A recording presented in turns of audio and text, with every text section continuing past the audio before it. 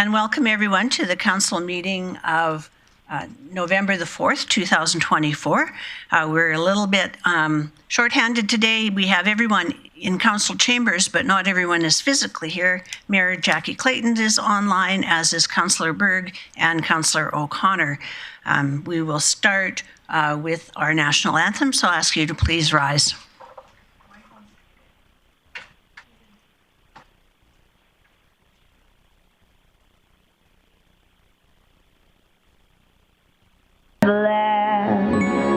True patriot love in all of us command. With flowing hearts we see thee rise, the true north strong and free. From far and wide, oh Canada, we stand on guard. God keep our land glorious and free. Oh Canada, we stand on guard for thee. Oh Canada, we stand on guard for thee.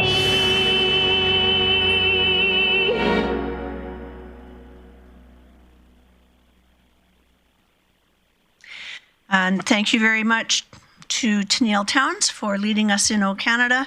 And the images you saw are images produced by our marketing team of the City of Grande Prairie. We're going to start with a land acknowledgement. The city respectfully acknowledges the Beaver, Cree, Dene, and Métis people as the original caretakers of these lands and surrounding areas. We are grateful to live, learn, work, and play on Treaty 8 territory within Turtle Island and acknowledge these lands have been home to diverse and sovereign First Nations and Inuit nations since time immemorial. And I would start the council meeting by asking for a motion to adopt the agenda. Councillor Thiessen. Thank you very much. Deputy Mayor Blackmore. Sorry, my e-scribe is not showing everything in its wholeness. It's skinny. So we're going to back up a step and ask for a motion to adopt previous council meetings, both 4.1, City Council Organizational Meeting. We start with that motion. Yep, so moved, Madam Chair. Thank you. I'll call a question.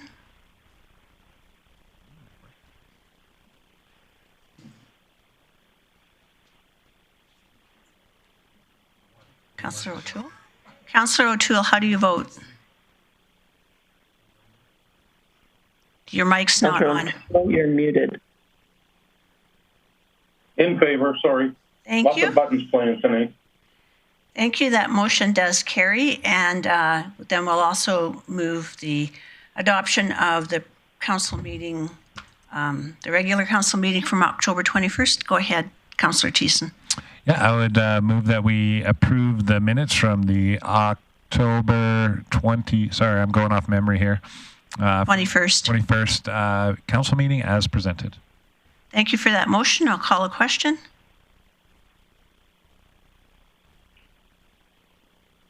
O'Toole in favor. Thank you, Councillor O'Toole. That motion carries.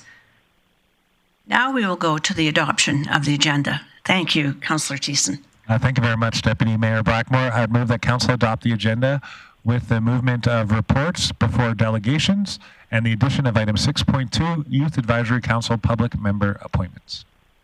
That motion is in order. I'll call a question. O'Toole in favor. Thank you, Councillor O'Toole. Mayor Clayton.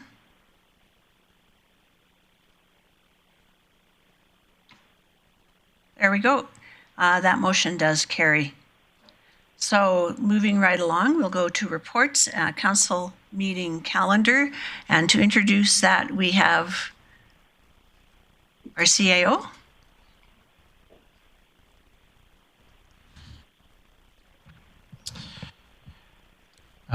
Thanks to the requirement of the MGA, we have to present the council calendar and have all members present at the meeting, which we do have, and so we would ask council to adopt the calendar for the foreseeable future. We have any questions or concerns about the calendar? Seeing none, I'm willing to make the motion. we have Councillor Bosch in line ahead of you, Councillor O'Toole. Okay, fair enough. Thank you, Chair Blackmore. I move that Council approve the City of Grande Prairie meeting calendar for Council and standing committees for the period of October 21st, 2024 to October 27th, 2025 as presented. Sorry, 2027 as presented. Oh no, sorry. Am I good? You're good. Okay. Let's call a question. O'Toole in favor.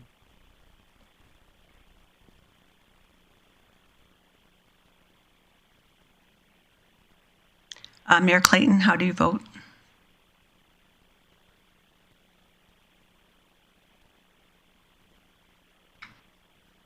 There we go. That motion does carry.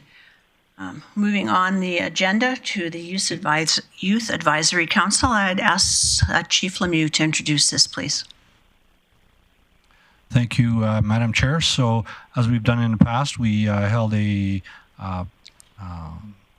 competition and request for interest from young individuals to join our Youth Advisory Council. We're pretty pleased to report that we have 18 possible openings and all of them are being filled. So we're recommending that we appoint those 18 members to the Youth Advisory Council. Hey, Councillor O'Connor, you have your hand up. I assume it's for business? Sorry, yes, it is. I'll go ahead. Okay.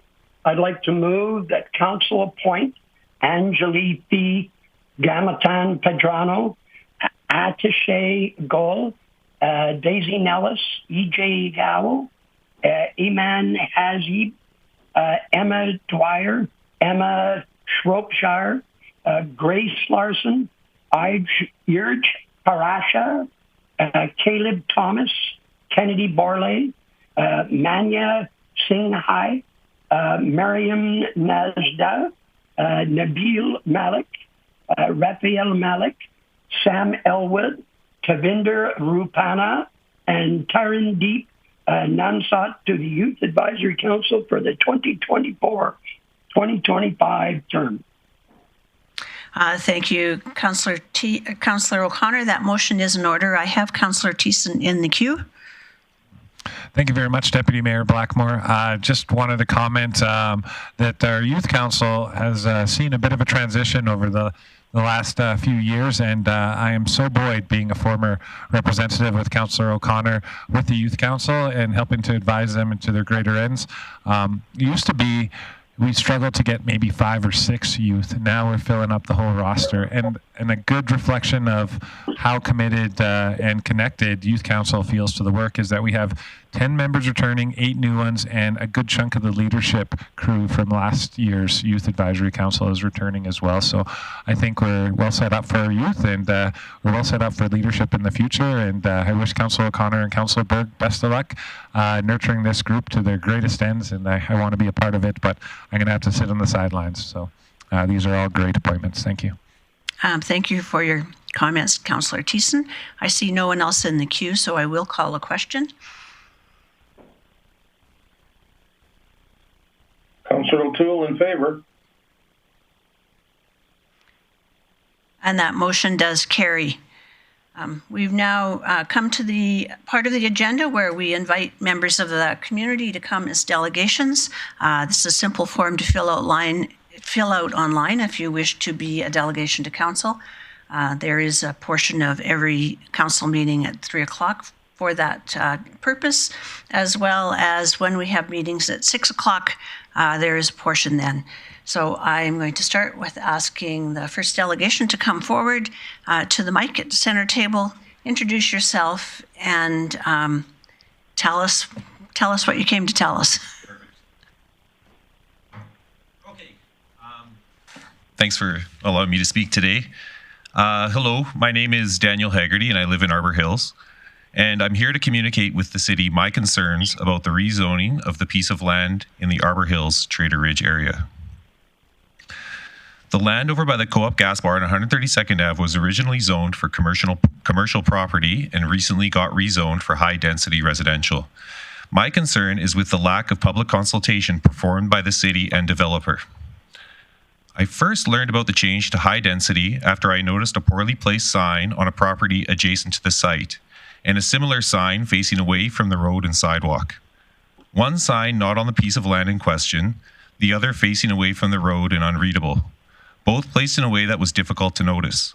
When I went to read the sign, tucked away more than 100 feet from the road, I was shocked to find that the city had already met about this property and subsequently, as you know, decided to rezone it. I called Ms. Downing, whose number was listed on the sign, and she seemed to be annoyed that the developer would place signs on the property that were not easily visible to the public. She listened to my concerns, but it was at this time that I learned that nobody from the neighborhood was in attendance at the last city council meeting, and I thought that was odd because, as you know, the property was slated for a massive new apartment complex with close to 200 units being built. And you would think that some people might have interest in that. I would have had interest in that. And when I think about it now, the only reason nobody was there was because most of us didn't realize what was taking place. I do understand that the developer of this piece of land sent a letter of intent to an adjacent developer in the area. One developer giving notice to another and considered this to be a notice to surrounding neighbors. One undeveloped field giving a letter to another undeveloped field asking if they had any concerns with the development. Meanwhile, an entire community, a good football throw away, was ignored. By keeping us in the dark about what was happening, nobody had a chance or knew to speak up. Nobody came to the city meeting on the matter, and the area in question was rezoned quickly, quietly, and easily. In this way, I believe that the spirit of public consultation was not followed, and that the city and developer failed in communicating with the residents who would be impacted the most by this change. Talking to others in the neighborhood, my concerns were confirmed. I learned there were those who didn't see the signs placed, based partly on the way they drove to work and on the location of the signs and the direction they were facing. These signs were supposed to be up for over 2 weeks. In truth, most everyone was very surprised to be hearing this news from me. Public consultation was below par. That same week, at least 3 houses on my block went up for sale. Not a flyer or a phone call was made. In this, I say that the city has done a poor job of keeping our community informed about the changes taking place, and I'm disheartened with City Council for the way this project was handled and approved. The communication between the city and its residents must be better. I would like to ask the council to review a few things. First, I would like the city to consider that their public consultation may not be up to snuff for rezoning properties. 60 meters is not enough of a buffer for a large apartment complex. There should also be clear rules about signs, their placement, their visibility, and the direction they are facing. The city should also be making sure that these rules are being followed as part of the responsibility they shoulder to its citizenry. I think that the city should also reconsider their decision on the rezoning of this property. Whether residents want this or not, true public consultation did not take place. I feel that the city and developers snuck this through while notifying as few residents as possible. A letter from one developer to another is not consultation. A sign facing away from the road is sneaky, never a knock on the neighbor's door, and never a flyer in a local grocery store. There were problems with the city's communication on this project and mistakes were made. I hope, and I do hope, that the city can see some of these mistakes should be rectified and come to an appropriate decision. Thank you. Well, thank you, Mr. Haggerty. We're at the point of the meeting where council members can ask you questions. There will be another point in the meeting where we're able to ask administration questions. It'll be later in the meeting. But in the meantime, I would ask if the council wants to ask you anything. I see no one in the queue right now. So I see Councillor Thiessen and then Councillor Bosch. Thanks very much, Deputy Mayor Blackmore. Thanks for coming in today, Mr. Haggerty. I know of the signs that you talked about, at least to me. I don't dispute your view of those signs. I found them very hard to see myself. But you did consider a couple things on how we could improve our processes with communicating with the public, and we're pretty much to the letter with our administration when it goes there. So you said 60 meters isn't far enough. What do you think a good consultation range would be potentially if council were to review how we consult? Well, thanks. It could even be into an and or, because the way I saw it was the only person that got notified about the complex was a neighboring developer, when kitty corner to the complex is an entire community.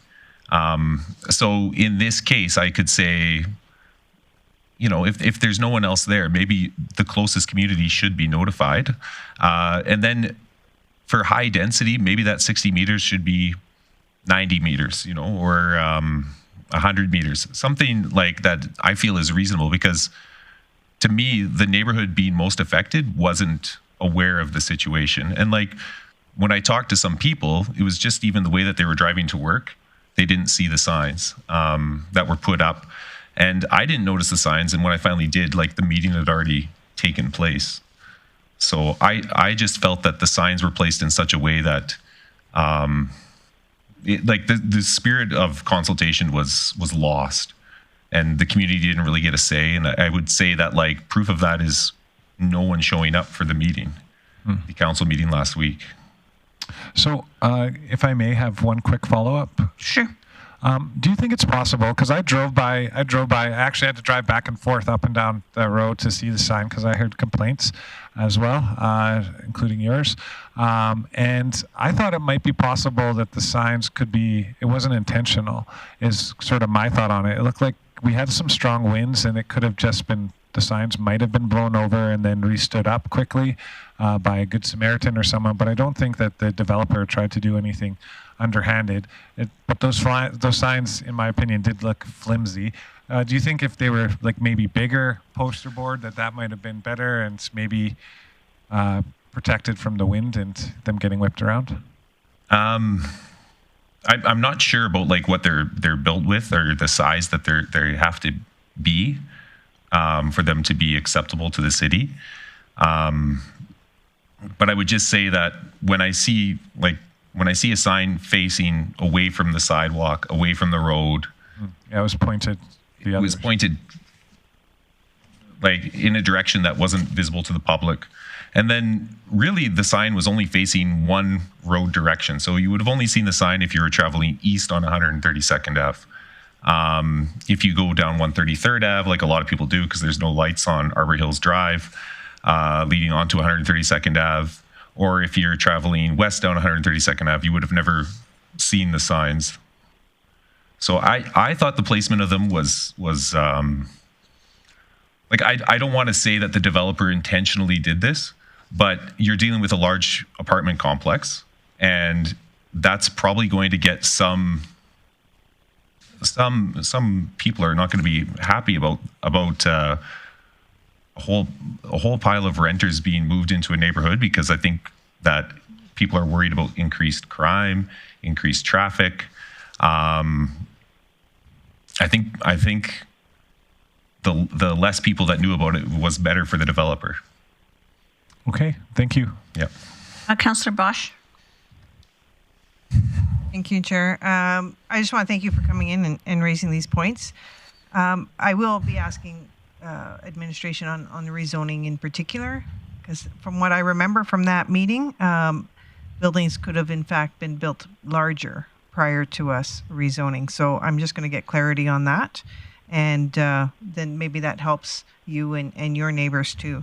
I'm just curious, what is your stand, or what do you think with the neighbors that you've spoke to now?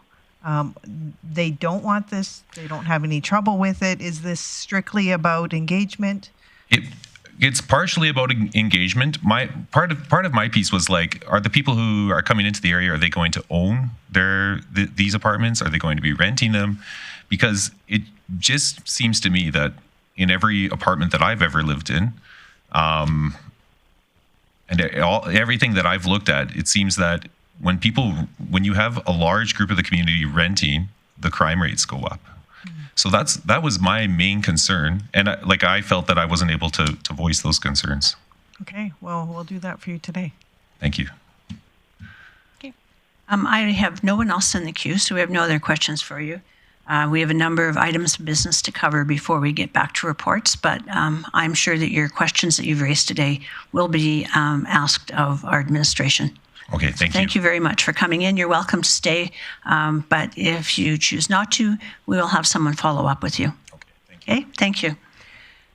We did have a second member of the community who wished to speak today, and I don't see him in the chambers, nor is anyone online.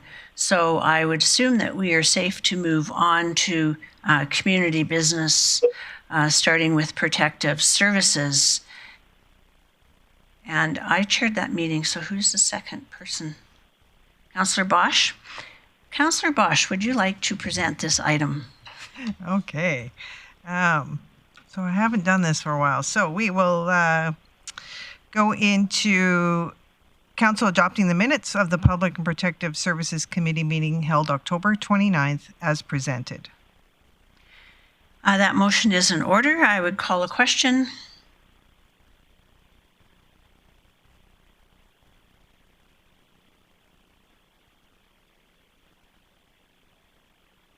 Councillor O'Toole in favor. Thank you for that, Councillor O'Toole. That motion does carry. Moving on, Councillor Bosch, to the next item of business, Grande Prairie Public Amendment to Bylaws and Memberships. Thank you. Yes, we had a presentation by the Grande Prairie Public Library telling us basically about, where they're standing right now. They're cognizant of budget restraints and are trying to do their best in regards to maintaining the services that they have with a 0% increase. And in addition to that, they just did some changes to their bylaws and membership costs. Costs are minimally increased on a couple of things, and so that is in the report that we received. So I move that Council accept the Grande Prairie Public Library Amendment to Bylaws and Membership as presented. Thank you, Councillor Bosch. That motion is in order. I ask for any questions, comments, or concerns. I don't see any. This bylaws to the library board must be passed by council as just a procedural matter, so I'll call a question.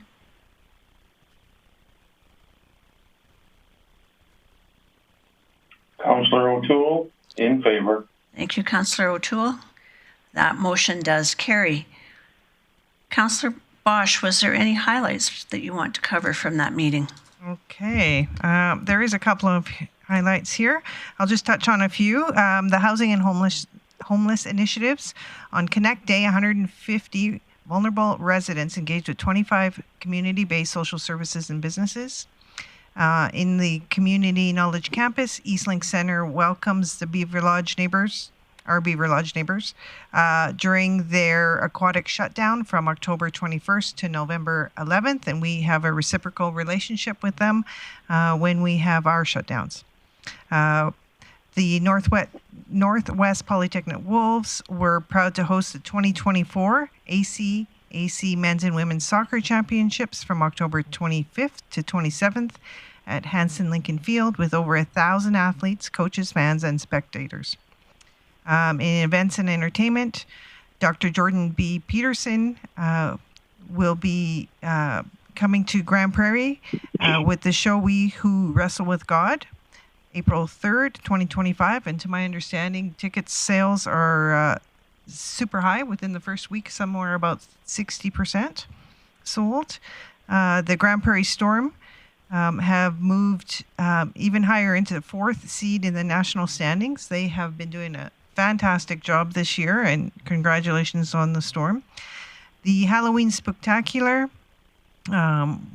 presented by the City of Grande Prairie and the Grande Prairie Downtown Association, hosted, it says 650 here, but the numbers I think were closer to 750. 758. So numbers are really high. People seem to really enjoy that event.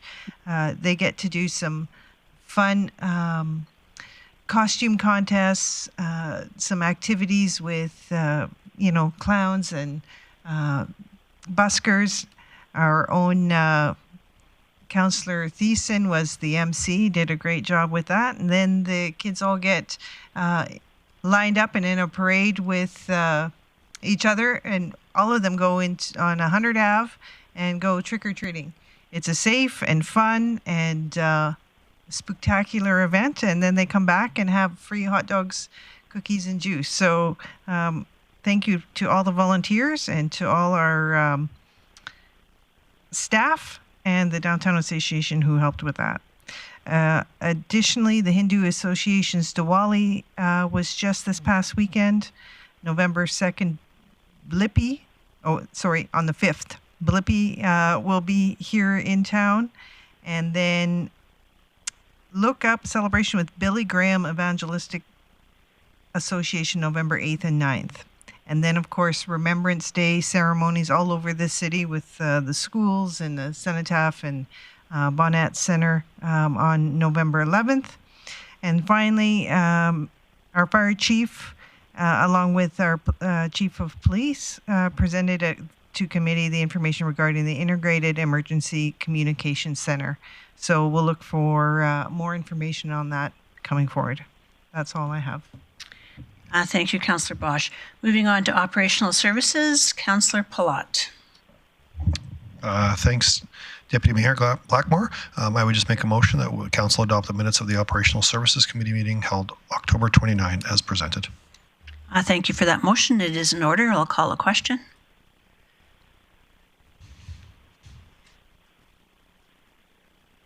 Councillor O'Toole in favor.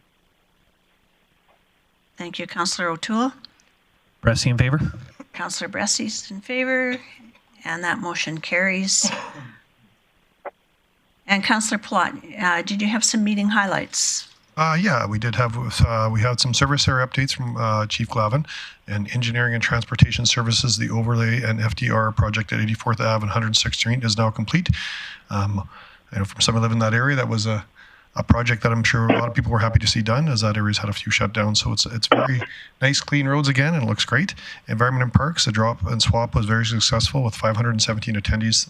The Fire Smart project near the water treatment plant is complete, and administration has applied for FRIAA grants for further work to be completed next year. We had a couple reports. We had a report from Mr. Harvard around our storm drainage master plan. This is an ongoing report that we do. I believe it's every 5 years to update the process of our storm, and so it was nice to hear that we're in good shape and there was nothing major identified at this time. We also had a report on our Boulevard Naturalization Program that we started 3 years ago, just giving us an update on a few of the areas of town that we had done and how it's looking and what administration is planning on moving forward. And with that was my report. Thank you, Councillor Palat. We are going to move on to investment and strategy.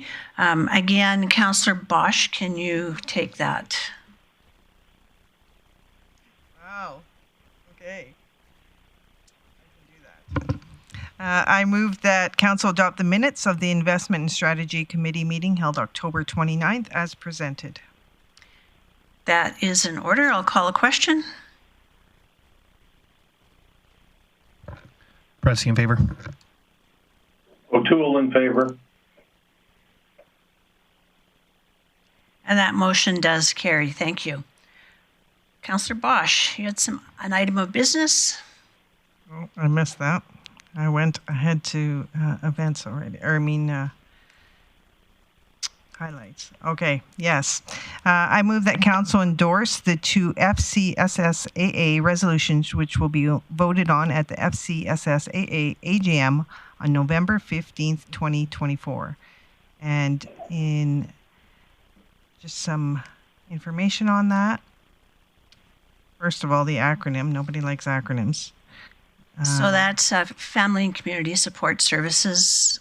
Association of Alberta, yes. And Chief Tarrant could probably introduce that if you wish. Oh, sure. Or I have it right here if you need it. You good? Thank you, Deputy Chair Blackmore. So for the FCSS annual meeting, there was two different resolutions that were put forward. One was put forward through the County of Grande Prairie regarding the food security and asking the province to continue the support that they've provided for food security across the province. The other one is regarding to a housekeeping amendment that would extend the terms of the of current board members from 1 to 2 years, and requesting support for seeing council wants to endorse those resolutions, which we will vote for at the upcoming meetings on November 15th. Good, thank you. I see no one in the queue with questions, so I will call for the vote. Councillor O'Toole in favor. And that motion carries. Now, Councillor Bosch, if you could give us some meeting highlights. Thank you. I was a little ahead of myself there. Invest Grande Prairie, the administration participated in collaborative sessions with North Alberta Medical Programs, U of A, and NWP working together on plans to welcome 30 medical students to Grande Prairie in the fall of 2025. So that's huge for us. Another meeting with MNP and their partners to discuss insights and strategic initiatives. Administration hosted Invest NW launch with the County of Grande Prairie and the MD of Greenview in Calgary, highlighting regional collaboration and investment opportunities with about 120 attendees from a wide variety of industries there. So all of us working together to bring business to our area. Fantastic work. We also had Small Business Week, visiting small businesses and honoring what all these entrepreneurs have put on the line to do for our community. It's just 1 week a year, but we should really be speaking in that all year. The Women of Business Lunch, Chamber Awards of Distinction, and on behalf of Council, we'd like to congratulate all the businesses who received awards and those who were all nominated. Rural renewal statistics, that keeps increasing.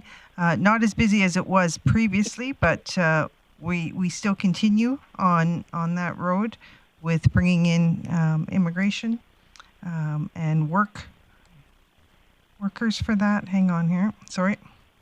In legislative and executive services, election preparations are ongoing. Bill 20 was recently proclaimed. Administration assisted with CSD's Eradication of Poverty Day. And Council is continuing the advocacy on the biometric scanning that works part and parcel with all the new immigrants coming in for work in our area. And snow clearing and ice control operations are underway, shockingly, and the city is ready. And then advertising bundles are popular with our clients. This includes transit, digital, and arena advertising. So if you want to advertise your business, this is a fairly inexpensive way of doing it when you do it in a bundle. And then Director of Communications just presented Council with information regarding the 2025 budget engagement. And that's all I have. Thank you, Councillor Bosch. Next up is Financial and Administrative Services. Councillor Berg. Oh, I'm so sorry. I just have my hand up. Sorry, it hardly shows up on my screen. Go ahead. That's okay. Go ahead, Mayor Clayton. Thanks so much. Just a question probably for administration. If I wondered if we could get an update on the costs of the elections, their estimated costs. We're hearing across the province that many municipalities are expecting the changes to Bill 20 to be significant. I know Council has had conversations, but just for the public information, what financial implications are we expected in regards to facilitating the election as we go forward? Thank you, Mayor Clayton. I would look to our city manager to voice his opinion. I'm going to ask Chief Tarrant to give the latest information. Thank you. Through the chair, the latest information we have is that our estimate is that the election will cost an additional $100,000 based on some of the changes that came out in Bill 20, which the main change revolved around the elimination of electronic tabulators. And so we are expecting about $100,000 in additional cost there. One of the biggest changes as a result of the elimination of tabulators is in order to have expedited or to have service levels comparable to the past or better, we would like to double the number of polling stations, which also means doubling the number of the elections night workers. So a lot of the costs are coming along with that. In addition, there are some changes to now there's requirements to have an electoral registry that municipalities are required. So with that, we're anticipating an additional $100,000 on that side as well. So together, about a $200,000 increase due to the changes through Bill 20. Thank you for that. Thank you for the question, Mayor Clayton. Councillor Thiessen. Thank you very much, Deputy Mayor Blackmore. Chief Tarrant, just a question. Any word from the provincial government on if these extra costs will be picked up via grant or if they'll be helping out municipalities with this? Through the chair, we have not heard anything yet. The ask has been made several times, and their response has been that there's been a non-response as of yet, but we're not anticipating there be any costs covered for the additional dollars. Okay, thank you, Chief Tarrant. We will now move on to financial administrative services, and Councillor Berg, that is your committee. Yes, thank you, Chair Blackmore. I would like Council to adopt the minutes of the Financial and Administrative Services Committee meeting held October 29th as presented. That motion is in order. I'll call a question. Councillor O'Toole, in favor.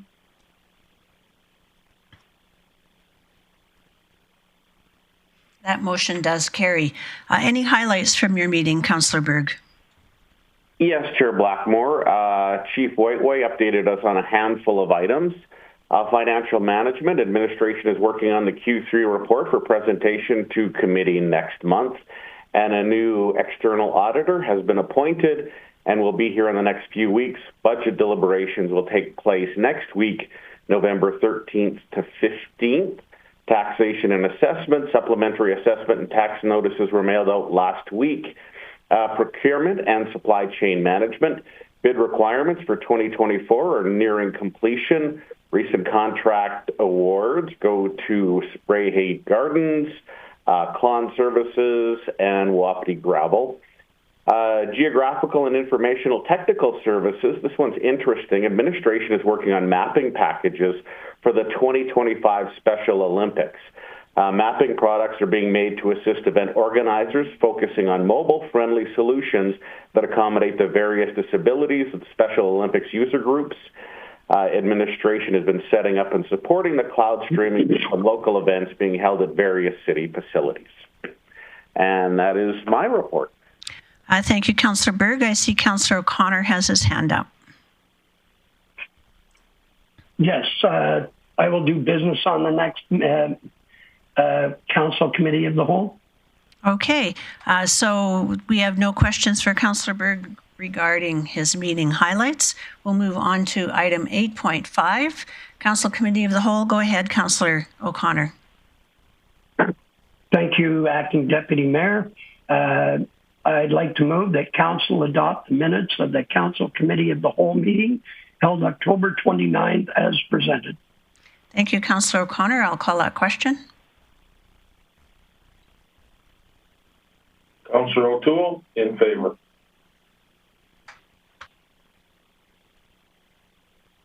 That motion does carry.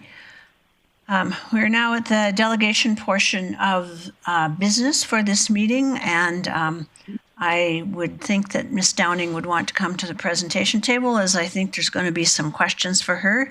As I see the queue is filling up. I will start with Councillor Bosch, if you could just give Ms. Downing a minute to get seated comfortable. Oh, thank you. That was quick. I guess my question is, in regards to the rezoning, there was some clarity, if I recall from the meeting, by us doing this rezoning, we in fact have decreased the number of floors that can be built, correct? Thank you. Through the chair, the maximum height allowed in the original district, the CA, was 12 stories for a hotel or 6 stories for a commercial building. The rezoning went to 8 stories for a residential apartment. Okay. So lower. Okay. And I'll get back in if my question isn't asked. Okay, we'll move on to Councillor Palat. Thank you.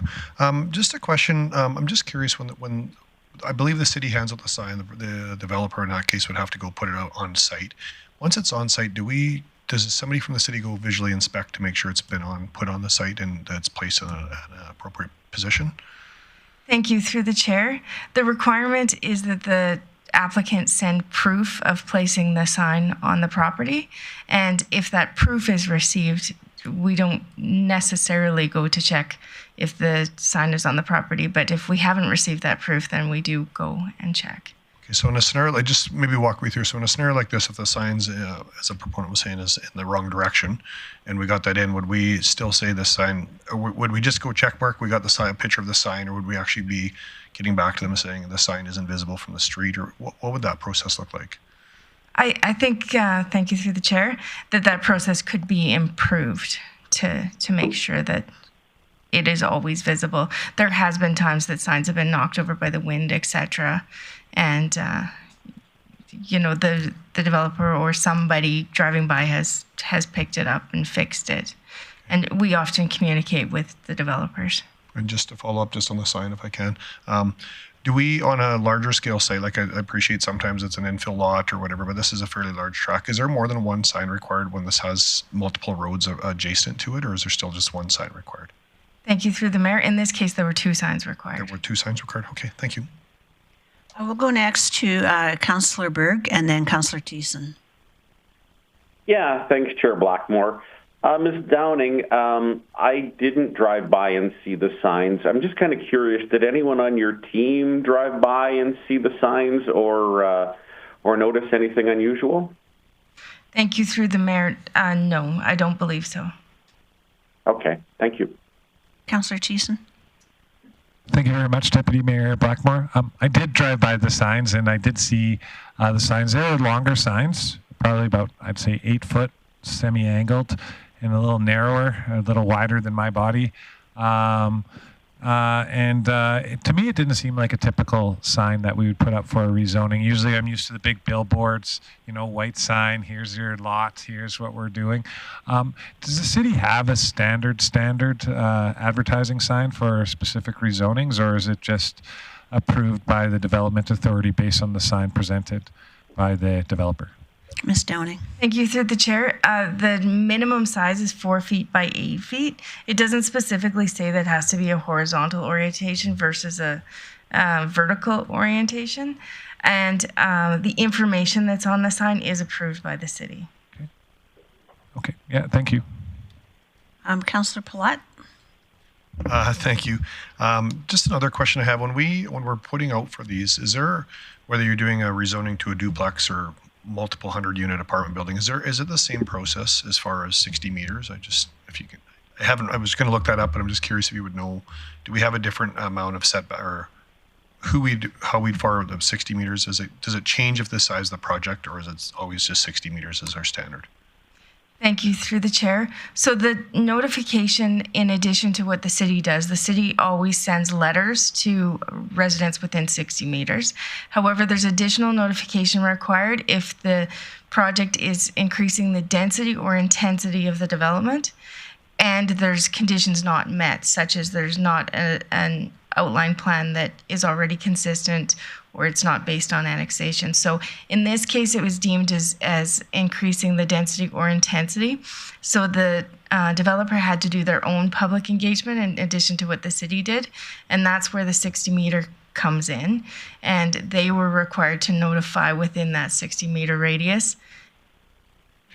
Just to follow up, if I can. So if they're required to do it, do they send us kind of a timeline of here's what we're doing for public consultation, or is it just kind of implied or inspected they're doing something over and above?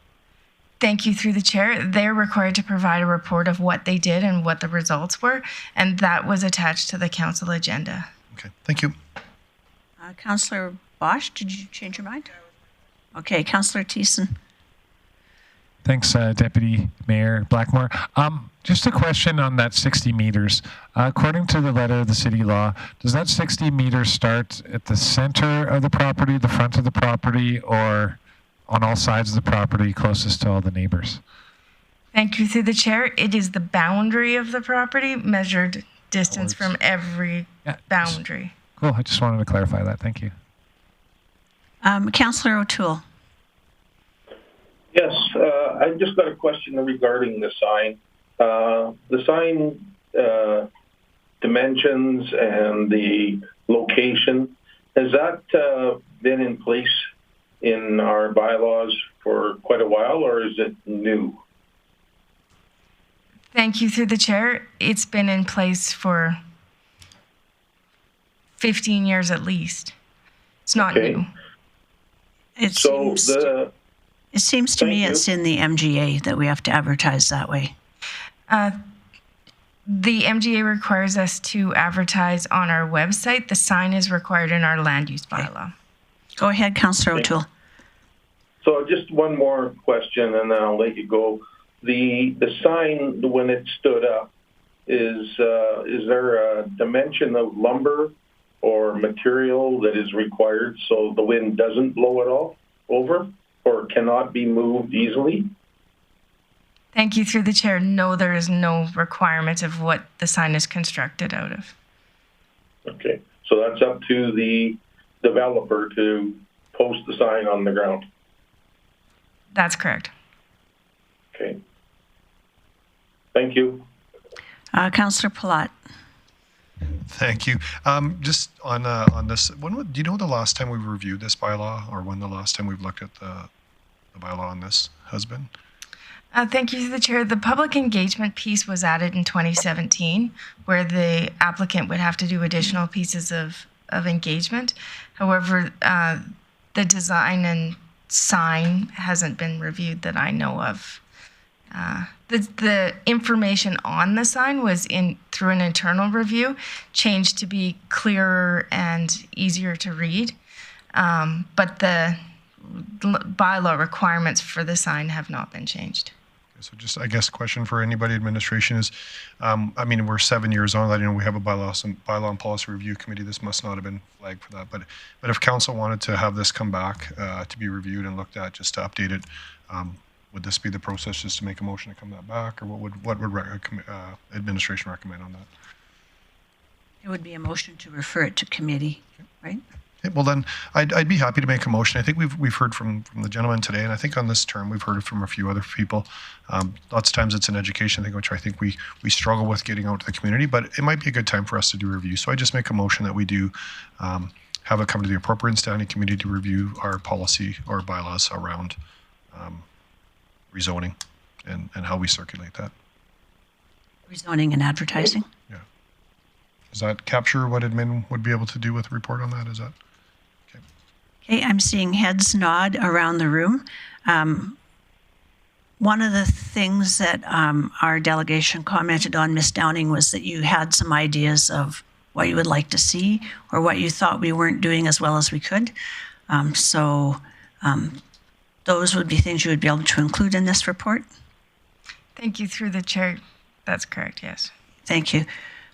Is there any discussion of the motion? Councillor Bosch? No, I have another question after. Okay. Councillor O'Connor, did you have a question about the motion? Yes. Okay, go ahead. Yeah, I mean, it always seemed to me something that was missing is when 60 meters is the distance that they required, but when you're looking at intensification, I'm just wondering that should we be looking at how far we notify people from a development if it will affect the neighbors, which could be 200 meters or 150 meters away. So I think that should be part of the review. Okay, I'll go to Mr. Berg. Thanks. With the motion referring this to committee, that would be a great place to bring up those considerations, so that will be noted. But the committee would be the place to talk about specifics. Okay, Councillor Plott, you're still in the queue. Nope. Okay, I see no one else in the queue, so I will call a question.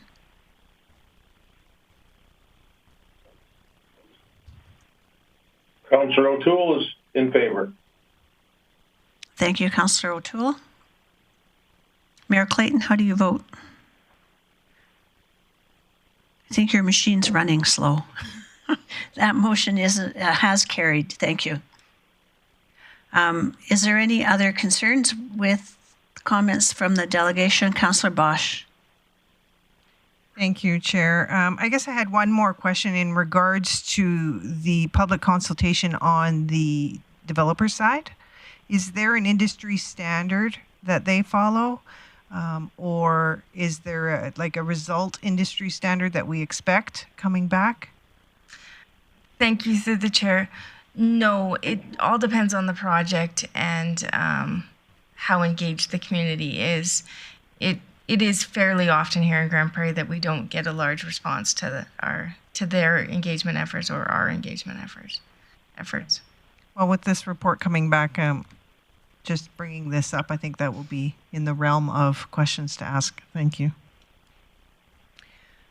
So I have a question for Ms. Downing. When a developer brings a project forward and it goes through this process, does that include a consultation with fire and police to determine whether or not it has good fire access or whether or not it will affect crime in the neighborhood? Thank you, through the chair. So at the rezoning stage, it is circulated to all departments and they may at a high level look at those comments, but where the detailed review would come in is when the development permit comes in and they have the exact site and the building specifications, then those departments would be engaged in ensuring that the access meets all of the requirements. And we're not at the development permit stage yet? No. Okay, thank you. I don't see any other, my screen died. Councillor Bosch. Thank you. I'm just going to get back to Mr. Haggerty's question in regards to, is it the development permit time frame that they would get to ask their questions in regards to what this project looks like? Thank you. That's where the concerns are. Yeah. Thank you, through the chair. Once the development permit is submitted to the city, then we will have that information as to what it's exactly going to look like. And however, it is a permitted use in the district, so there won't be additional notification required. But it will come through committee and council? No. It won't. How is the neighbors going to get the information that they want? It will become a public document, so if they seek out to see copies of it, they would be available. Okay. Thank you. Okay. I see no further questions or hands being raised by members of council. So I think we will move on. We don't need a motion further, do we? No. We have no notices of motion. We are now at the point of council where we'll have a recess until 6 o'clock. We do have public hearings tonight, so we will reconvene at 6 o'clock. And until then, thank you very much, and we are adjourned.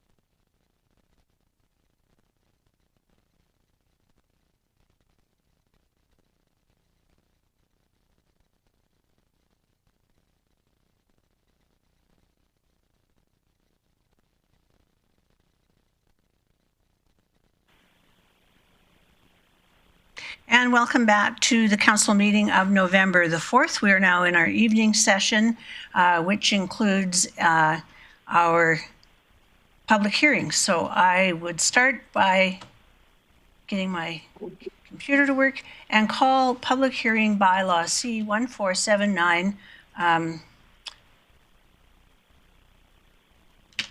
to order and ask it be introduced by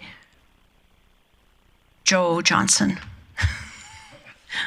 or Allison. I'm not sure who's doing this.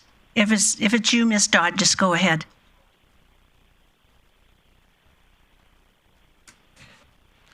Thank you, Chair Blackmore. The reason for the confusion was the statement of a public hearing. The public hearing would be for Bylaw C-1261-87. The report is the bylaw number that you called. You're correct, because someone reorganized my agenda. Okay. So go ahead with the backyard suites.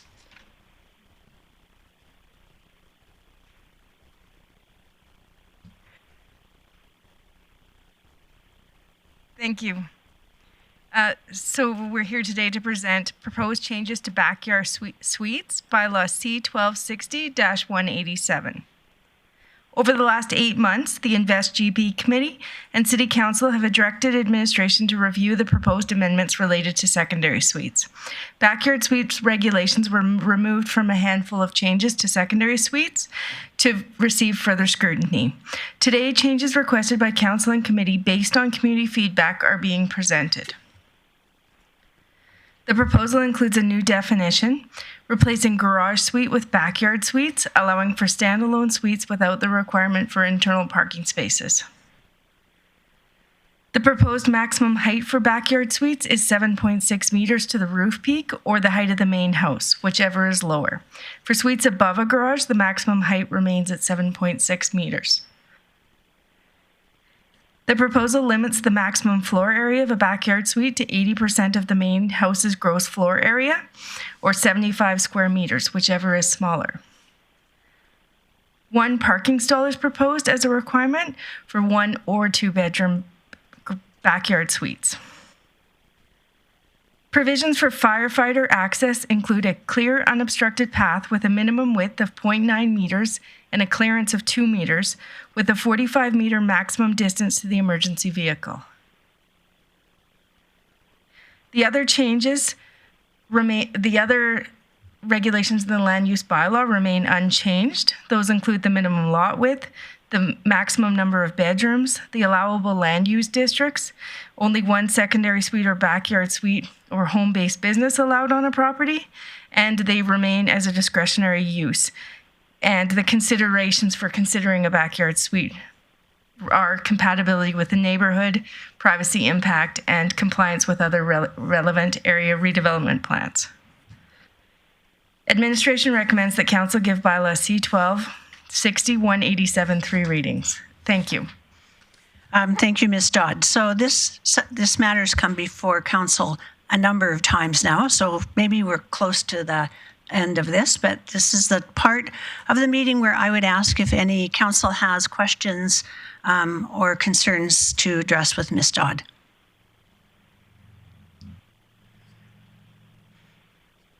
Ms. Downey, why am I calling you Ms. Dodd? Rebecca? I don't know. You can't leave the country and fly halfway across the world and come back normal.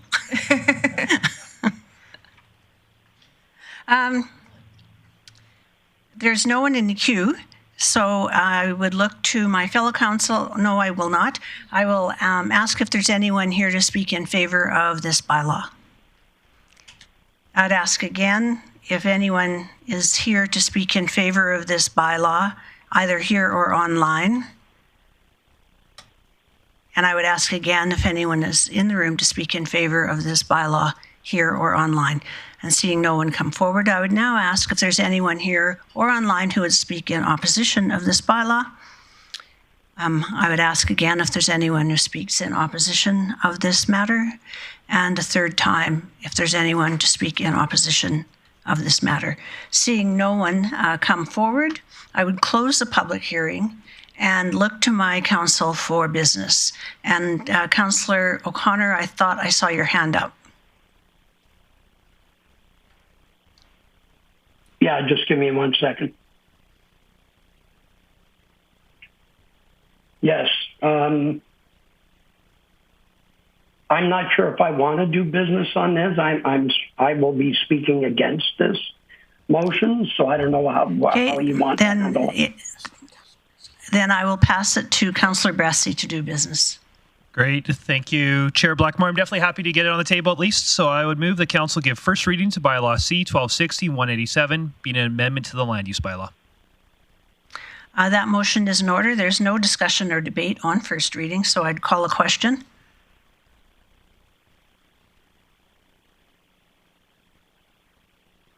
Councillor Bosch in favor. Bressy in favor. That motion does carry. Councillor Bressy, could you continue, please? Yeah, thank you, Chair Blackmore. I would move the council give second readings Bylaw C-1260-187. And I look forward to hearing what Councillor O'Connor and other colleagues have to say. But for me, I'm inclined to support this. And I know that if you're watching just today, this looks like a super quick conversation, but this is the end of close to a year of work the council's been doing to examine secondary suites in our community and figure out what are compatible forms of housing that provide more opportunity and more freedom for property owners to develop their properties how they wish to, and more freedom for people to find rental options that fit for them without having undue impact on people around them. I know for me, when we talked about garden suites in the past, they were a little bit too aggressive for me when it looked like there was potential to build a garden suite that would almost be like a second house in the backyard. But for me, looking at these regulations, if you built a garden suite, it would clearly be smaller than the principal dwelling. It truly is a smaller unit in the backyard. And what I really want to note is this is already allowed. Already today, if you want to build a suite above a garage, you're allowed to. And I fail to see, I know that some people are a little bit freaked out about these garden suites where there's a suite without a garage, but I still fail to see how a suite above a garage is less impactful than a suite without a garage. In fact, I'd argue the one with a garage is actually more impactful because it tends to be bigger and tends to be taller. So I think that this is a sensible relaxing of our regulations, a sensible way to give people a little bit more freedom to find forms that work for their properties and work for them to rent in without having too major an impact on people around them. So I hope that council will support this. Thank you, Councillor Bressy. I see that Councillor Berg has his hand up. Yeah, thank you, Chair. It's something that I will be supporting as well. For me, this addresses my concerns. My first home was in Mount View, 990 square feet on a big lot. As it was previously written, I felt that you could actually have a backyard suite as big or if not slightly bigger than the home. And so with this change, that addresses my concerns. And thanks to administration for bringing this forward. Thank you, Councillor Berg. Councillor O'Connor. Yes, thank you. Can you hear me? Yes, sure. Okay, thank you. I will not be supporting this motion going forward, and for a number of reasons. One, as mentioned in the report, the risk on street parking congestion, elimination of garage parking to accommodate garden suites, difficult to meet the overall parking requirements, fire flow requirements, as this intensifies the amount of housing. And if there's no lane, I am totally in support of a garage suite if it's on a lane, but not when it's blocked off and could potentially cause fire flow issues to happen where the fire department can't get in. Impacts on the, as in the report, impacts on the infrastructure, garbage, water and sewer, roads, and part of the uncertainty regarding not the number of units that, or the number of people that will be residing in these garden suites. So for accessibility for services, mail, deliveries, taxis, ambulance, and food deliveries. An example of that in Highland Park, you can't, I've had a number of taxis come to my house looking for the Park Avenue address. They couldn't find it. Fire trucks have gone by. I've had to direct them to the back lane, and only because it's not a proper address or from access from the lane. I don't find that the affordability in the main residence is that it's going to cost 4 times what it is to do a suite in your house compared to that. So I don't think the affordability is right. And then the quality of life in the backyard, there's no backyard. Where do the kids play? So, and the lack of privacy of being there. Again, I will say if it's a lane, I'm totally in support of garden suite. If there is no access to a lane, and how do you then there are difficulties as far as getting sewer and water. A lot of streets where there's no back lane, all the sewers and water and sewer come from the straight front street. So how do you get water and sewer and gas and electrical to access to the back? And then how do you get people, we can't even get people to answer their doors on for voting, when we do our census. And now how are you going to be able to ascertain that? So I won't be in favor of this motion at all. Thank you, Councillor O'Connor. Councillor Bosch, you did have your hand up. I do. Thank you, Chair Blackmore. I do have concerns with the overcrowding on areas within neighborhoods. We see that with rental properties now.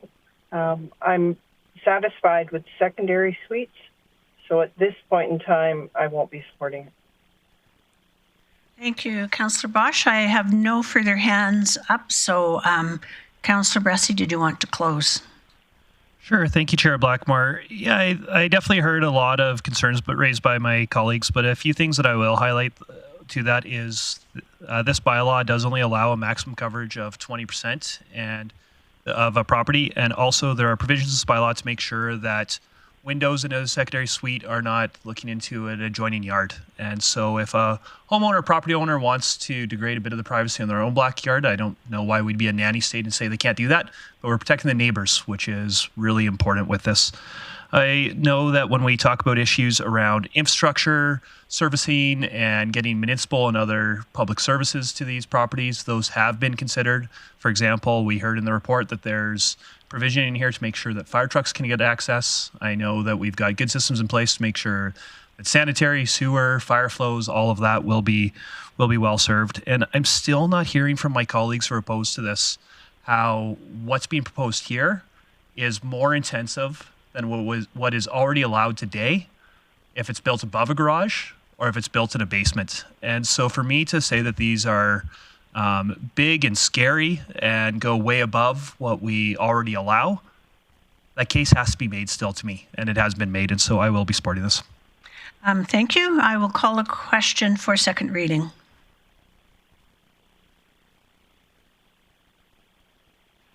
Councillor Bosch opposed.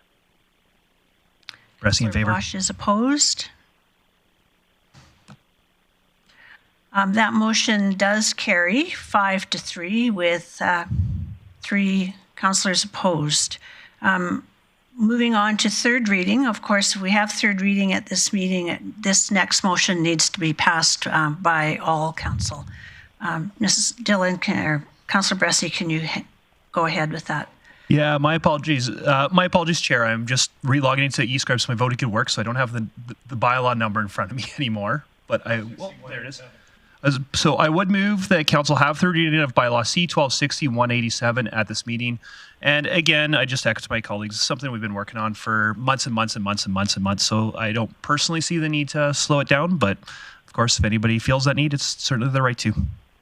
I'll call a question for to have third reading at this meeting. Bressie in favor.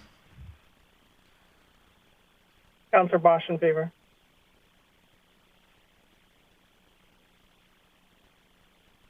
And that motion is defeated. So third reading will be held at the next meeting, council meeting.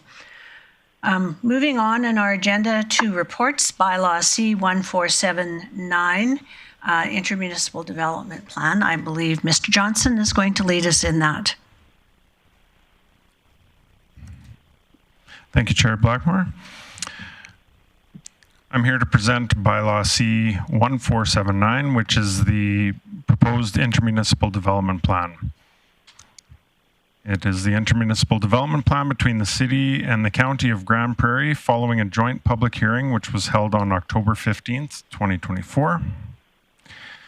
In 2019, the city and county engaged Green Space Alliance to update the intermunicipal development plan.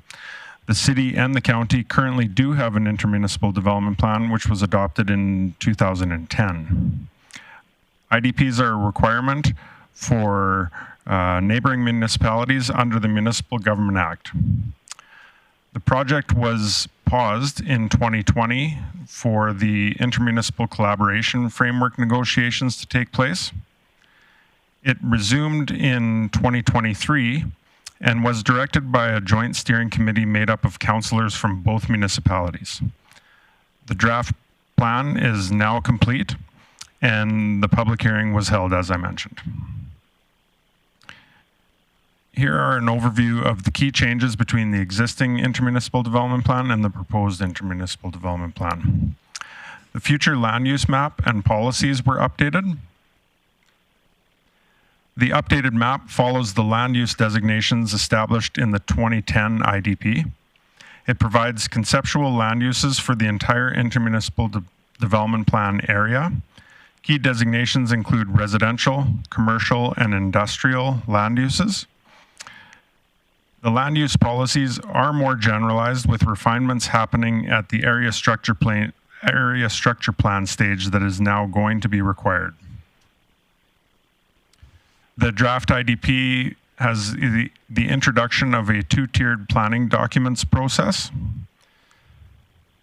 The two-tiered planning documents approach consists of intermunicipal area concept plans, which are broad conceptual plans led by the county. These plans will cover large areas and set the framework for more detailed planning. Following that will be the requirement for area structure plans.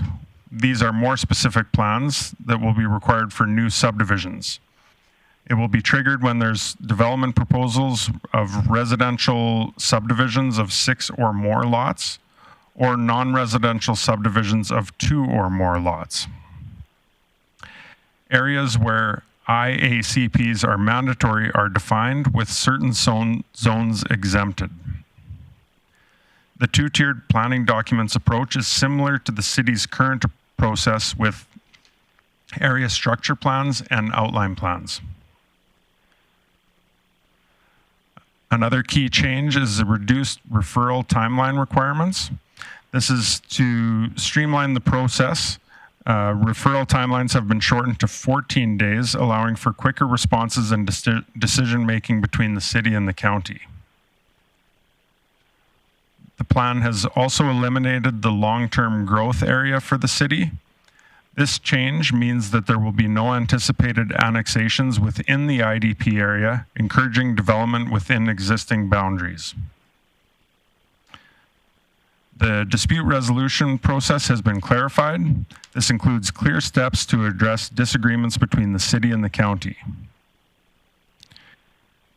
The IDP engagement process included a multi-stakeholder workshop, staff interviews, steering committee meetings, an industry stakeholder session, and multiple public open houses. A joint council public hearing was held on October 15th, which allowed members of the public to speak for or against the plan. No presentations were made at that public hearing. Administration received some comments from agencies during the circulation period, and all comments were addressed in the final plan. It is with that administration recommends that council give 3 readings to Bylaw C-1479. And I'm open to any questions council may have. Thank you. Thank you, Mr. Johnson. So as per council policy, you have to have been in that public hearing in order to vote on this motion today. So the people who will be able to vote on this motion are the mayor, Councillor Plott, Councillor Bressie, Councillor O'Connor, and Councillor Bosch. So I would ask one of those people, perhaps Councillor Bressie, to make the motion. Thank you, Chair Blackmore. I'd move the council give first readings by Bylaw C-1479, being the Intermunicipal Development Plan. And I would call for the vote on that motion. Councillor Bosch in favor.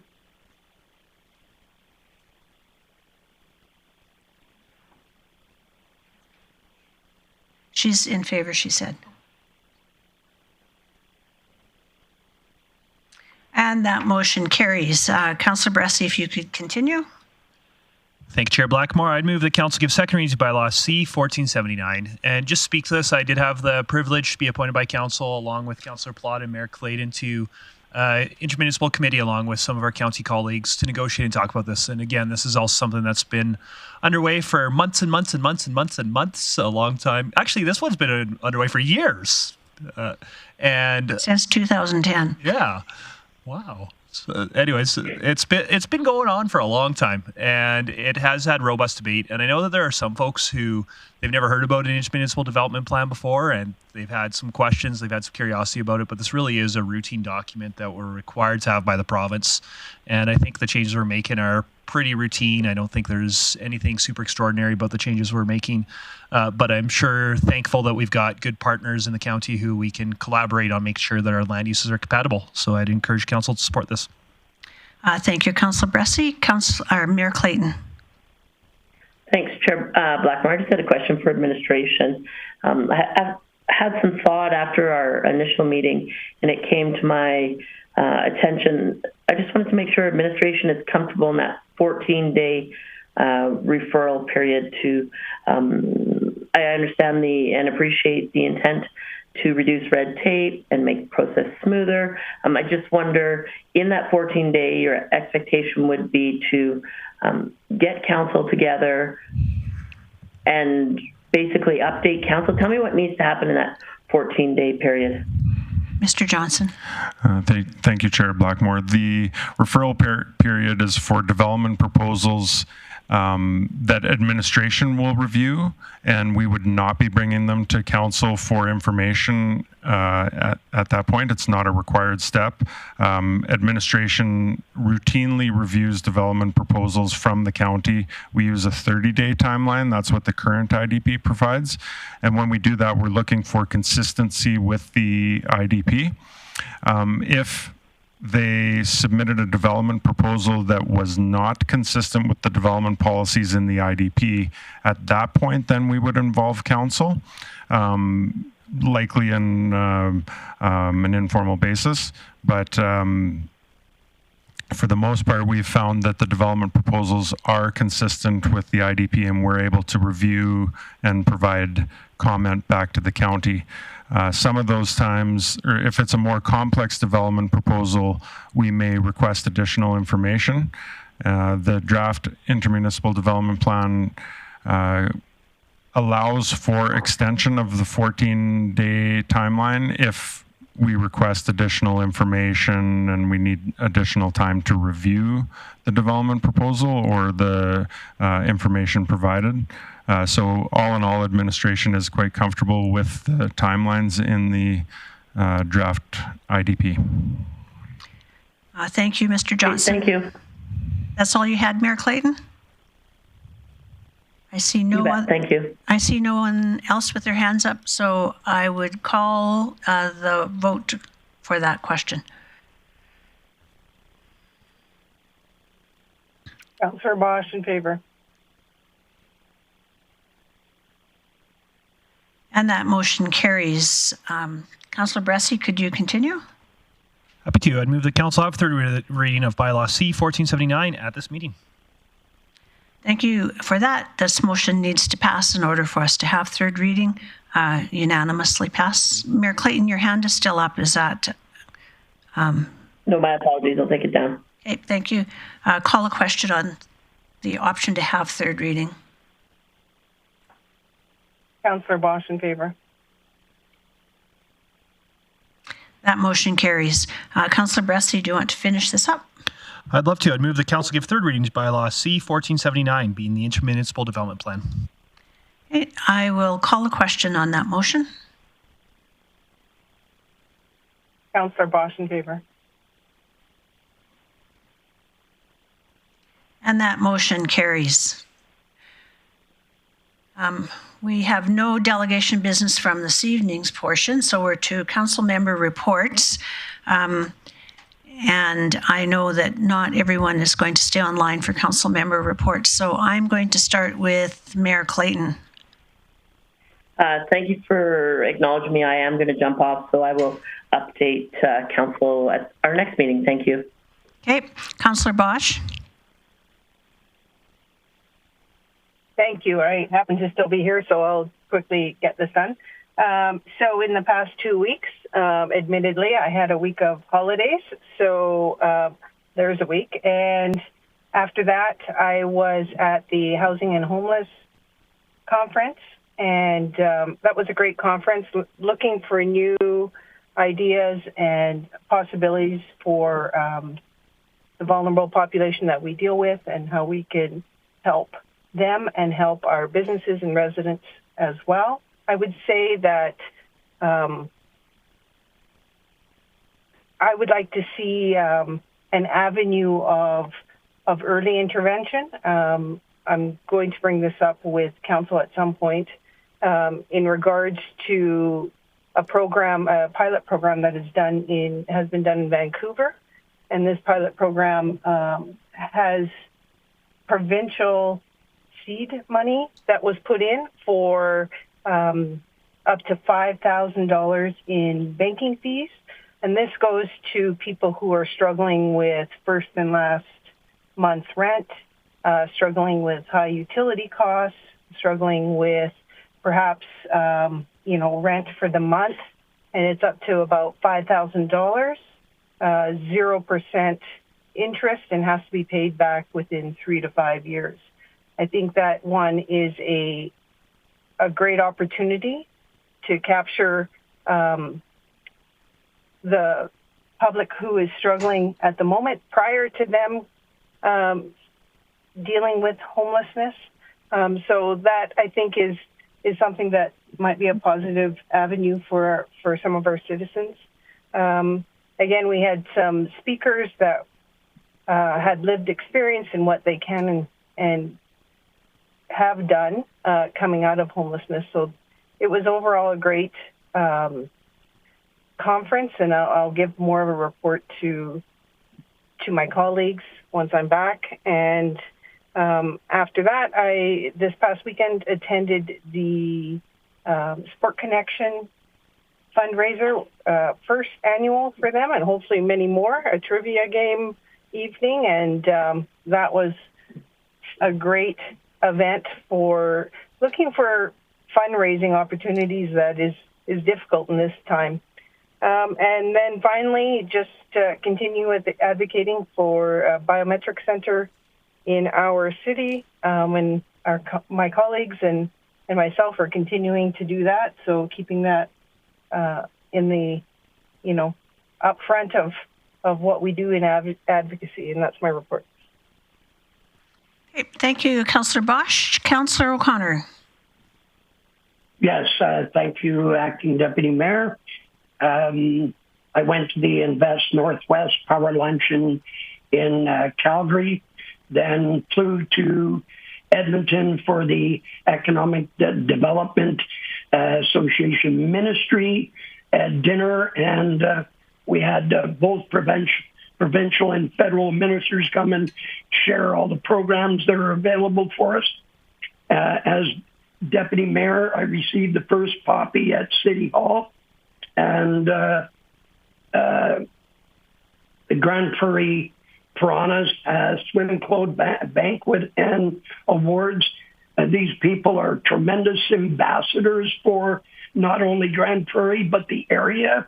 And we won thousands of medals, and they've represented so well across the area. I was a judge at the Halloween Spooktacular and I couldn't believe the complexity of the costumes. This is a very well received event. I also went to the Canadian Alliance to End Homelessness in Ottawa and got to hear the internal minister on homelessness and from Finland, and it blew my mind away over what they've done. I don't think we could ever meet that without federal and provincial supports, but wonderful presentation. And also went to the presentation from Internal Affairs Minister, met with Minister Beach's office and Director of Policy, and also then met with Chris Greger from the Director of Biometrics, and hopefully they can get services for fingerprints in Grande Prairie. And with that, that's my report. And wish me a happy birthday. Happy birthday! Happy birthday, Councillor O'Connor. Should we sing? No, we should not sing. Councillor Thiessen. Councillor O'Connor, I really wanted to sing for you, but happy birthday, buddy. We all love you here. We miss you. Come back home soon. Speaking of coming back home soon, it seemed over the last 2 weeks I was quite busy. There was actually 2 days in the city of Grande Prairie where I was the only active elected official actually walking the streets and sidewalks of this town. So I had lots of stuff on the go while council was on the go in other cities elsewhere. But just to detail some of the fun that I had over the last 2 weeks, I was an active participant in the Small Business Week. Some of the highlights that I can state as the Women in Business Luncheon was a great success, totally sold out, and kudos to all of our panel of ladies talking about the challenges and the triumphs of women in business over that luncheon. I also later in that day did a walkabout along 100th Street with Invest GP's Terry Beaupre, talking with different small businesses about some of their concerns about doing business in Grande Prairie, some of the highlights, and I'm happy to report that on average there's about an 8.5 satisfaction level from the businesses along 100th Avenue, and the only complaints came in regards to homelessness and addictions and vagrancy. So gave us lots of opportunity to talk about the mobile outreach team and the great work that they're doing and their great response times, and businesses received that very well. I also took in the Small Business Week lunch with the Rotary, a presentation by the Suicide Prevention Resource Center on mental wellness and suicide prevention and what we can do to encourage good mental health in the workplace. And I got to give a special shout out. I don't think this guy gets enough love in our community, but Mr. Tom Pura, who came forward and gave an impassioned speech about his own experiences with mental health, as well as his experiences around suicide and his dad. It takes a lot of courage to speak about those private things, but kudos to Tom, who's always been a big player, not just with the Chamber, but in our community, for being tough enough to talk about the stuff that most of us like to bury. From there, I undertook the open house with forestry at the Eastlink Center. I think I jinxed things when I looked at the camphor people and said, how many years since the last camphor fire? Anyways, I said 2001, 1999. I wasn't quite sure. Glass Blackmore filled me in later. From there, I went across to the Coca-Cola Center and I got to speak with new immigrants, Ukrainians, who are learning English and learning all about municipal government. So part of their topic was idioms. So I got to tell them all about the cool political idioms that are out there and what idioms actually mean. And I also encourage them on how to make a difference in the community while they're here and making the most of their new home.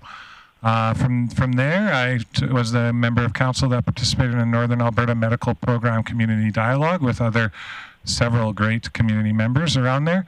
I also gave greetings at the Royal LePage Shelter Foundation Nightlight Walk, the first annual Nightlight Walk that went around Countryside South and Countryside West.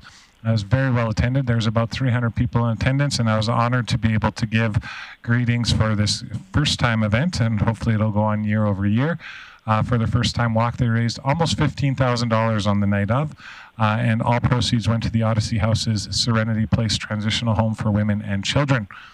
I also had the luxury of being able to do my hair up like Krusty the Clown, and I became Christy the Clowncelor for the Halloween Spooktacular.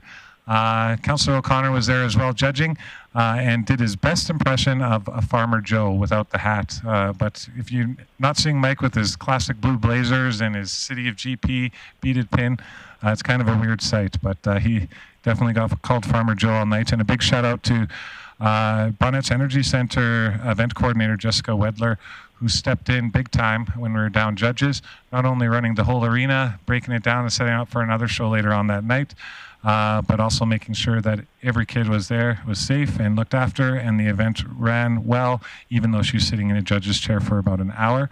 And a special shout out to the best costume from the MC goes to Cindy Park for her costume replica of Wendy Bosch running the event. We almost had Mike O'Connor convinced that that was Wendy, not Cindy.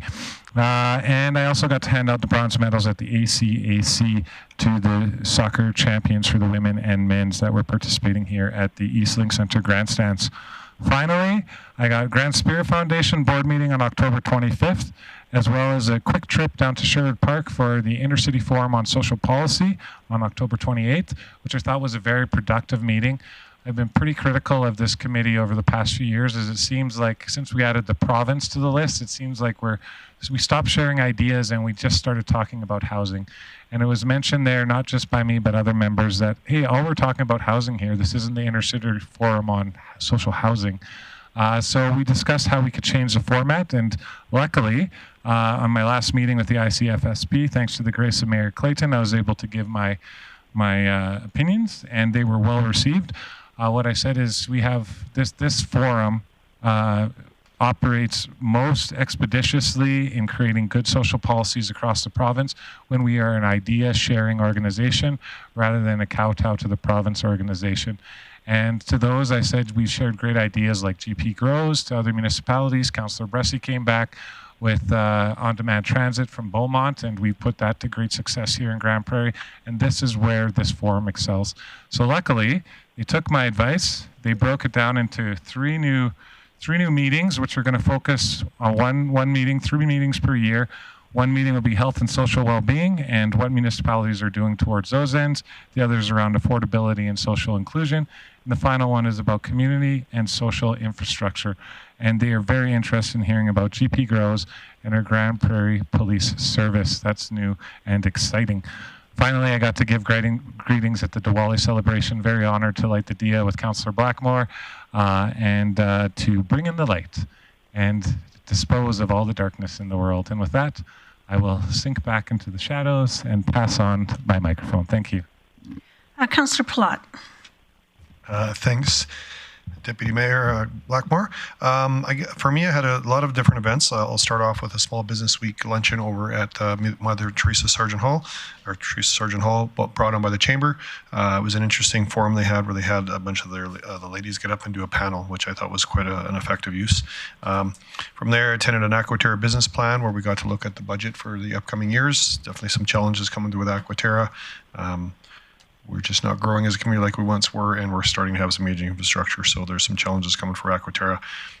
From there, I attended in Calgary, got to go to the Invest Northwest launch, which was very well received. It was nice to hear some optimism from folks outside of our region and really just continuing to put us on the map. From there, I went to the Alberta Parks and Recs conference with several other colleagues with some great conversations. This conference is always a highlight for me because it's more administratively focused than council focused. So I like hearing from admin from the different parts of the province. One slide that caught my eye was the $99 billion in annual between social, health, economic, and environmental impacts that they think parks plays in our country. So it was a bit of an eye-opener realizing that we actually don't get a lot of funding for that sort of stuff through any levels of government. And there was a good slide depicting how about 91% of our services come from the cities and about 9% of the taxes come from the cities. So it was another reminder of just how disproportional the spending is on that. From there, I went to, on October the 30th, attended the opening trail connector with the county, which was well received. It's been long in the works, but it's exciting to know we are connected all the way out to the ski hill if you wanted to get out there at some point. And it's fun to know that you can get across that river now.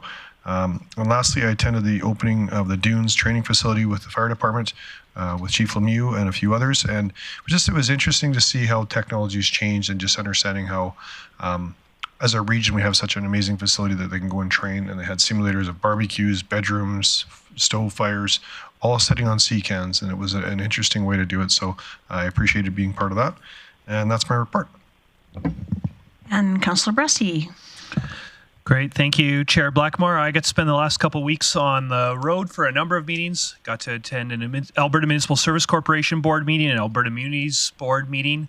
I'm on the Mature Asset Working Group for Municipal Taxation, which is looking at should the province change municipal taxes for mature oil and gas properties that aren't producing at the rate they used to, and appreciated getting to attend a full day meeting of that. I also got to attend the ARPA conference along with Councillor Plott and hear about what's going on in the recreation culture space across the province, and I'm excited to talk about some of the ideas I heard there with my colleagues. And the really exciting one for me was, since I chair the Audit Finance and the Investment Advisory Committees of the Municipal Insurance Exchange, which is where we get our insurance from, I got to attend the Canadian Association of Insurance Reciprocals governance meeting, and it was fascinating. I especially love the session where we got to hear about how CSSB work is informing ISSB work, which of course we know is needed because of the IFRS changes, which are going to have some pretty important changes to disclosure requirements and how insurance reciprocals communicate the notes to their financial statements. It was a fascinating topic. I actually did quite enjoy it. But you practiced that sentence quite a while before you came here, just right? Live and breathe this thing, Councillor Blackmore. No, but it actually was. So insurance reciprocals across the country, it's at the administrative level. They've had connection for a long time. This is the first time that they actually pulled together governors of insurance reciprocals from across the country to talk about what's going on in the governance world to make sure that we're providing affordable, high quality, and most importantly, sustainable insurance services to our members, including the City of Grande Prairie and many nonprofits here in our community. And so it was great to go and get some technical training. And it definitely hurt my brain at times, but I appreciate that opportunity. Well, thank you. And that comes the circle around to me. As I kind of alluded to earlier, my husband and I were away. We were in the Far East for a little while. And so since I've been back, it seems like the rest of my council has vacated the city. It's like, was it something I said? I don't know. So I did bring greetings and spoke on behalf of the mayor at the grand opening of the Dunes Regional Fire Training Center. This is the fire training center that's at the county fire hall on the correction line. And it was really interesting for me because it's been such a long time since the first one was built, and I managed to get a tour of the first one, which hasn't burned down yet, but it's rather a miracle that it hasn't. But the new one is has quite a bit of technology that it will make it a much better training center for firefighters within the city, within the county, and the MD of Greenview, and also our neighboring smaller communities that rely on volunteer fire crews. It's an opportunity for firefighters to get the fire experience without actually having the structure fire to save. So it was very interesting for me. I also brought greetings, cut the ribbon at the Dune Trails connector. So that crosses, connects the county and the city pretty much right at the Aquaterra in front of their facility, the treatment plant. And as was mentioned, now you can travel all the way to the ski hill on those trails if you want to. It's a great opportunity, especially if you're a walker, like many people on council are, to be able to go out and walk outside and along trails that are well maintained. After that, I attended, as Councillor Thiessen mentioned, I attended Diwali. And this was the Hindu Diwali, so it was held at the Badet Center, and they had just over 550 people in attendance. It was well attended. Their dance groups are just phenomenal. They're a mind-blowing group of young people who are well choreographed and have done a really good job of bringing traditional Hindi dance and melding it together with hip hop and with jazz and modern dance, and really bringing a new, breathing new life into those traditional dances to attract their young students and their young people. And then today, I brought greetings on behalf of council to onboarding for new city employees. So I think there was 6 city employees who are being onboarded right now.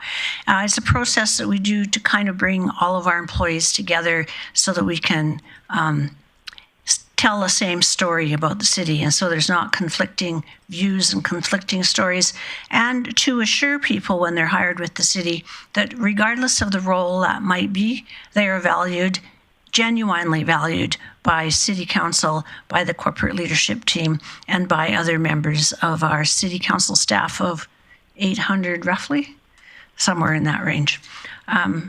And that concludes my report. So on that note, I will adjourn this council meeting and see you all again in 2 weeks.